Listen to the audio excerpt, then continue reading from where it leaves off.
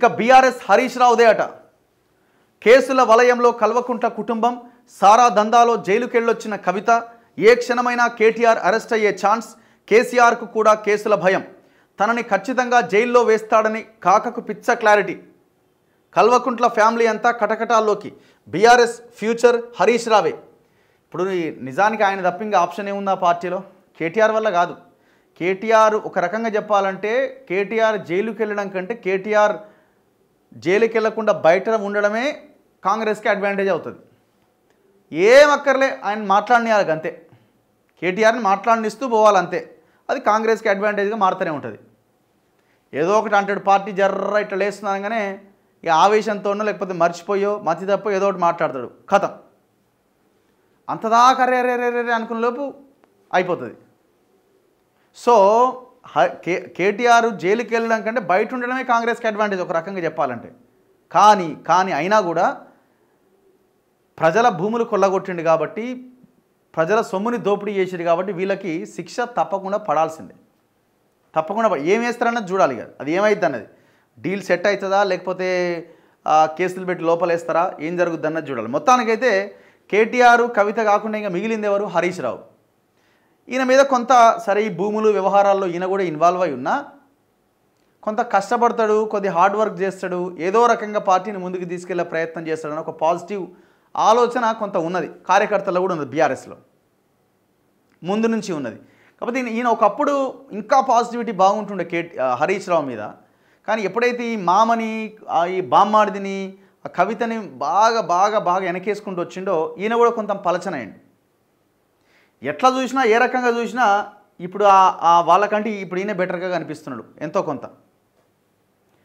గత 10 ఏళ్లలో చేసిన అవినీతి అక్రమాలన్నీ కల్వకుంట్ల కుటుంబం మెడకు చుట్టుకుంటుండడంతో బీఆర్ఎస్ భవిష్యత్తు ఏంటా అని ఆందోళన చెందుతున్న కార్యకర్తలకు హరీష్ రావు టార్చ్ బేరర్లా కనిపిస్తున్నాడు.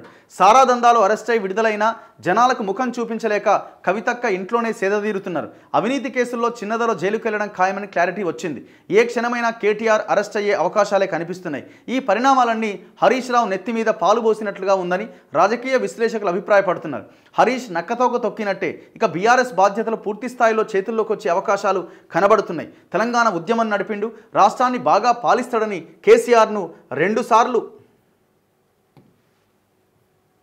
ముఖ్యమంత్రిని చేసిన జనాలను మోసం చేస్తూ ప్రజా వ్యతిరేక పాలన చేసిండు. అంతేకాకుండా కల్వకుంట్ల ఎమ్మెల్యేలు ఇష్టారీతిగా కబ్జాలు, అక్రమాలు, అనేక అవినీతి పనులు చేశారు. అధికారం పోయేసరికి ఆ కేసులన్నీ వారి మెడకు చుట్టుకుంటున్నాయి. తండ్రి అధికారం పరపతిని ఉపయోగించుకొని ఎమ్మెల్సీ కవిత ఢిల్లీలో లిక్కర్ దందాకు తెరలేపి ఆ కేసుల్లో ఇరుక్కొని అరెస్ట్ అయింది. బీఆర్ఎస్ నేతలు ఎంతో కష్టపడి ఆమెకు బెయిల్ తీసుకొచ్చారు. అయితే బెయిల్పై బయటకు వచ్చిన బతుకమ్మ బయటకు మొహం చూపించలేని పరిస్థితి. ప్రస్తుతం ఆమె ఇంటికే పరిమితమయ్యారు. ఇప్పట్లో కవిత బయటకు వచ్చి ధైర్యంగా రాజకీయాలు చేసే పరిస్థితి కనబడట్లేదు. ఆమె పొలిటికల్ కెరీర్ అనేది ఆల్మోస్ట్ క్లోజే. ఎందుకంటే ఏ రకంగా బయటకు వచ్చి మాట్లాడినా లిక్కర్ బాటిలే కనిపిస్తున్నది అందరికీ. ఇక బీఆర్ఎస్ వర్కింగ్ ప్రెసిడెంట్ కేటీఆర్ అయితే కేసుల మీద కేసులు వెంటాడుతున్నాయి. ఫోన్ ట్యాపింగ్ అంతా ఆయన కనుసన్నల్లోనే జరిగిందనే ప్రచారం జరుగుతున్నది.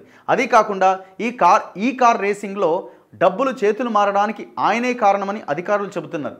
ఈ కేసులో కేటీఆర్ను విచారించేందుకు ఇప్పటికే రాష్ట్ర ప్రభుత్వం గవర్నర్ అనుమతిని కోరింది. ఆయన గ్రీన్ సిగ్నల్ ఇచ్చిన వెంటనే కేటీఆర్ను అదుపులోకి తీసుకుని విచారించే ఛాన్స్ ఉన్నది.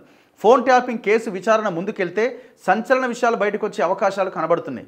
టాలీవుడ్ స్టార్ హీరోయిన్ల ఫోన్ ట్యాపింగ్, దాంతో వారికి బెదిరింపులు, పడక పిలుపులు, డ్రగ్స్ సంబంధాలు, ఇలా ఒక్కటి కాదు తీగలాగితే డొంక కదిలినట్లు phone tapping case Hyderabad to Mumbai అన్నట్టుగా, రాజకీయ రంగం టు వ్యాపార రంగం, వయా సినీ రంగం అన్నట్టుగా పరుగులు తీసే అవకాశాలున్నాయి.